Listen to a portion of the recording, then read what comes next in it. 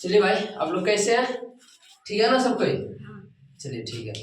चलिए आज हम लोग क्लास 8 का 9.1 का क्वेश्चन नंबर 10 देखने जा रहे हैं, जो कि दो बच्चा है, एक ज्योति है और दूसरा कविता है, और एक पंचभुज दिया गया है। क्या है?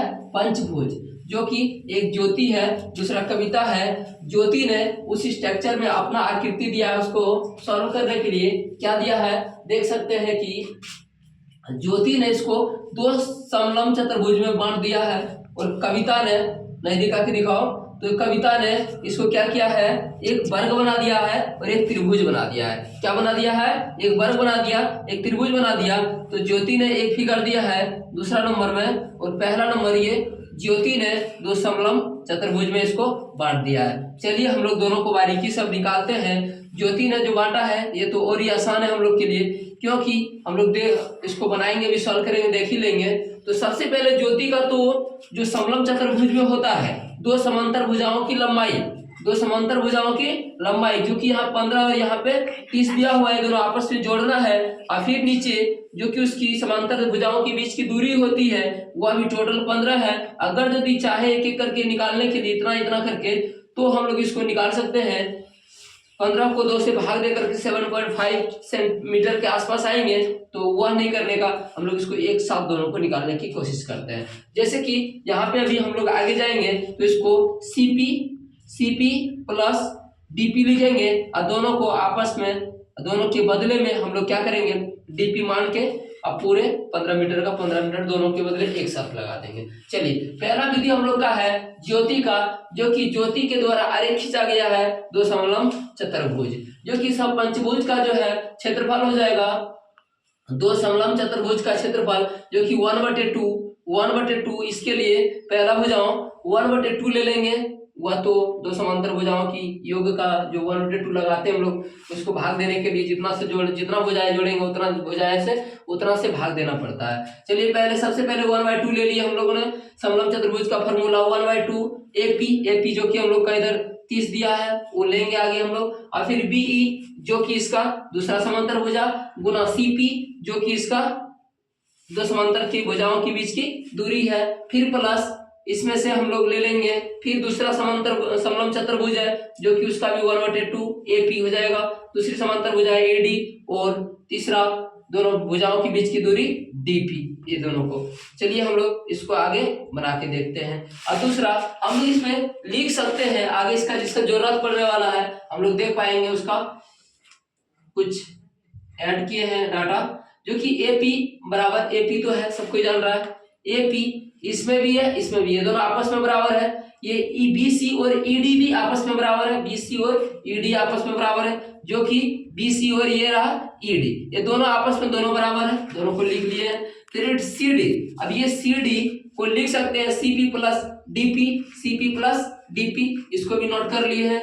उसके बाद अब क्या करना है, पंचभुज का क्षेत्रफल हो जाएगा दो समलंब चतुर्भुज का क्षेत्रफल, जो कि 1/2 नहीं दिखा के दिखाएं, 1/2 AP plus BC into CP, जो कि पहला समलंब चतुर्भुज है, और दूसरा समलंब चतुर्भुज 1/2 into AP plus BC into DP।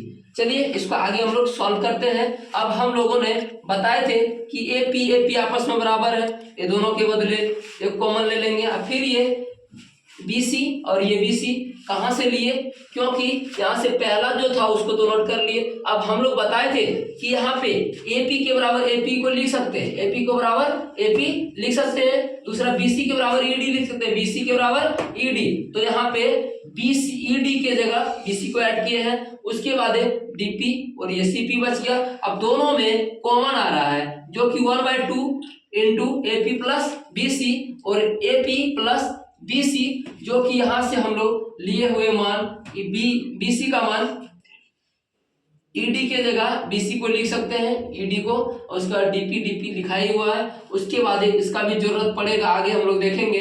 तो यहाँ पे ये दोनों एक जैसा है, 1/2 AP plus BC, 1/2 AP plus BC, ये दोनों को एक साथ कॉमन ले लेते हैं, ले लिए common 1/2 AP plus AP 1/2 into AP plus BC, दोनों में एक जैसा तो कॉमन ले लिए, उसके बाद अब यहाँ से इससे इसमें भाग देंगे, इतना तो निकल गया, एक बार में लग गया, उसके बाद बच गया 1 इंटू CP। उसके बाद इतना तो इसमें भी निकल गया, अब उसके बदले में बचा 1 इंटू DP, ये भी नोट कर लिए। अब उसको बारीकी से उसका फाइनली आंसर निकालने की बात है।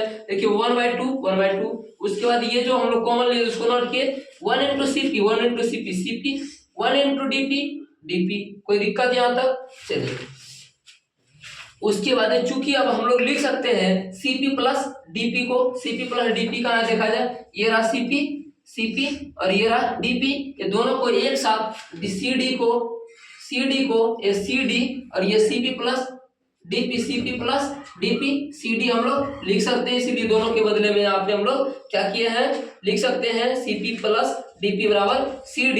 अब 1/2 इंटू AP इंटू CD।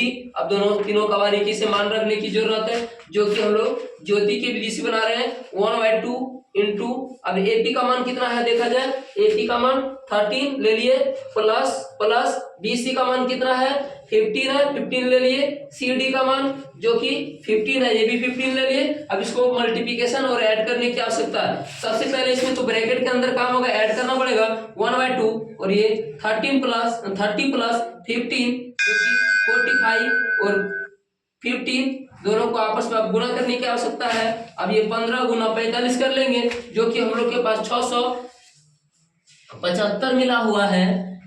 ये 675 को हम लोगों ने 1/2 675 को 2 से भाग दिए, तो ये भाग देने के बाद 337.5 आंसर मिला है, जो कि 337.5 मीटर स्क्वायर निकला। ये ज्योति का जो आकृति दिया हुआ था उनमें से ये आंसर होंगे। आगे देखते हैं, कविता के माध्यम से जो आरेख खींचा गया है उनको समझने की कोशिश करते हैं, जो कि दूसरी विधि है कविता के आरेख से। कविता का आरेख ये जो दिया गया है वह एक वर्ग बनाया है और दूसरा त्रिभुज बनाया है, जिसमें हम लोगों का पूरे दोनों सहित हाइट है 30 सेंटीमीटर। अतः AP पे जो लंब है, AP एक स्ट्रक्चर रचना हम लोग अपने मन से किए हैं इसमें, क्योंकि इसकी हाइट पता नहीं थी, तो इसमें ये दोनों मान लिए गए। AP पे लंब है, BE पे AP लंब है। उसके बाद हम लोग को जरूरत है PM AM AP निकालने की आवश्यकता है, तो हम लोग टोटल को यहाँ से यहाँ तक एक स्ट्रक्चर बनाए जो कि रचना किए हैं। AM को लिख सकते हैं AP प्लस PM, जो कि अभी हम लोग को आवश्यकता है A और P का, जो कि AP कहाँ पे है, ये रहा, तो हम लोग AP को एक साइड रखने की आवश्यकता है, जो कि AM माइनस PM कर दिए, जो कि AP हम लोग को प्राप्त हो गया। अब इस AP को इधर ले आते हैं, AP बराबर AM माइनस PM, जो कि हम लोगों का आवश्यकता अनुसार जो कि टोटल का मान AP के बारे में हम लोग क्या करेंगे, AM जो कि अभी दिया हुआ है उसमें से PM को हटा देंगे, जो कि हम लोग को AP प्राप्त हो जाएगा यहाँ से।